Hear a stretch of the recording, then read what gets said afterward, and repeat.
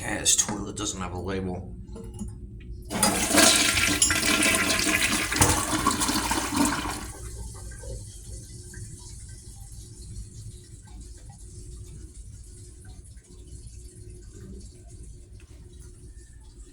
Alright.